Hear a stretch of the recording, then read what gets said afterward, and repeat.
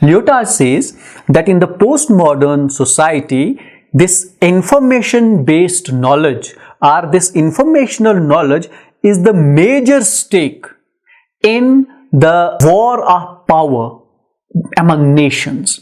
If a nation wants to become powerful, how will he become powerful? If he has the greatest knowledge or if he has the largest amount of information. For example, Lyotard says a country who has got the best sources of knowledge is the most powerful. A nation who has got the most advanced weapons is powerful. A nation who has got most developed pharmaceutical industries or pharmaceutical knowledge or medicinal knowledge is powerful.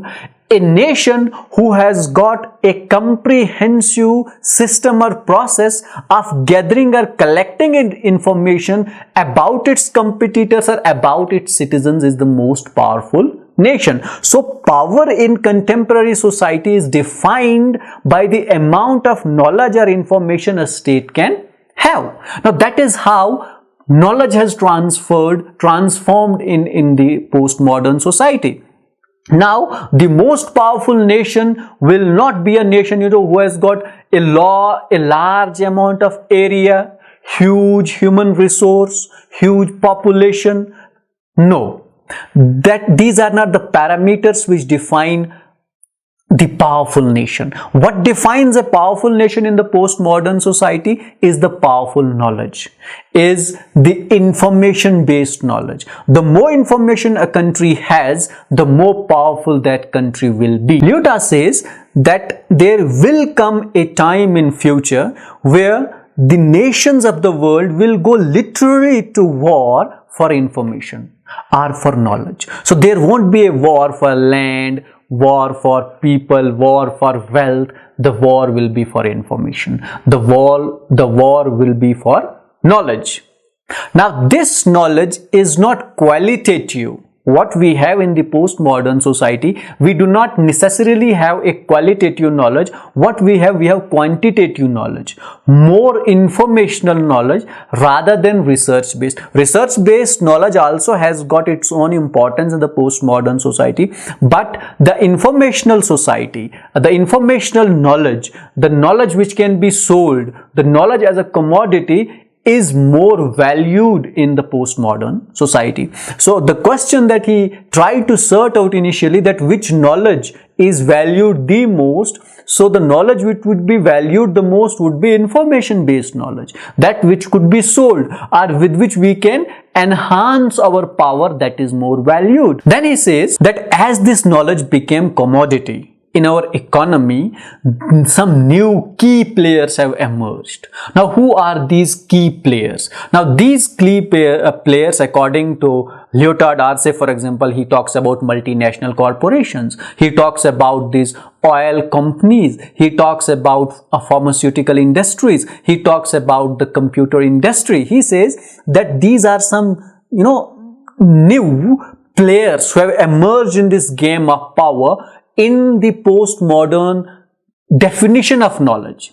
When we say knowledge is just commodity, so it's not all about the book, it's not all about the philosophy, it's not all about the theories that you give, it's about the new developments that you make, or the new ideas that you come up with, or information about some existing things. Say for example, oil is a knowledge. Now oil here becomes a commodity as well as knowledge, which has got the highest value in postmodern society. For example, computer. Now computer is both commodity and a knowledge and is highly valued in postmodern society, and so are the pharmaceutical companies. So what MNCs do, what these multinational corporations do, Lyotard says that they invest huge amount of money or funds in order to generate knowledge through research. Then in this game, patent become very important. Say for example, there is a company, a pharmaceutical company, it would invest a lot of funds, say for example in the contemporary times, about finding the vaccine for coronavirus. Now say for example there is a company, a particular company who successfully develops a vaccine for COVID-19, for coronavirus. Now, as that particular company would develop that vaccine, he would become a key player, an important player in the game of power. How? If he has developed a vaccine, he would get the patent of that vaccine. Now, he would influence everything in the world. He would be influencing the most developed nation, the most powerful people in the world, because now the power has shifted in his hands, because he has got the knowledge of the most valuable or most demanded thing in the world. So he would say, for example, define the price of that particular vaccine. He would define that to which country he should export that particular vaccine, how much he should export, and how much profit he should retain. Now, in this way, what happens that this knowledge becomes, an important source of earning, an important source of, making profits. Now, there comes a scenario where Lyotard says that state loses its power.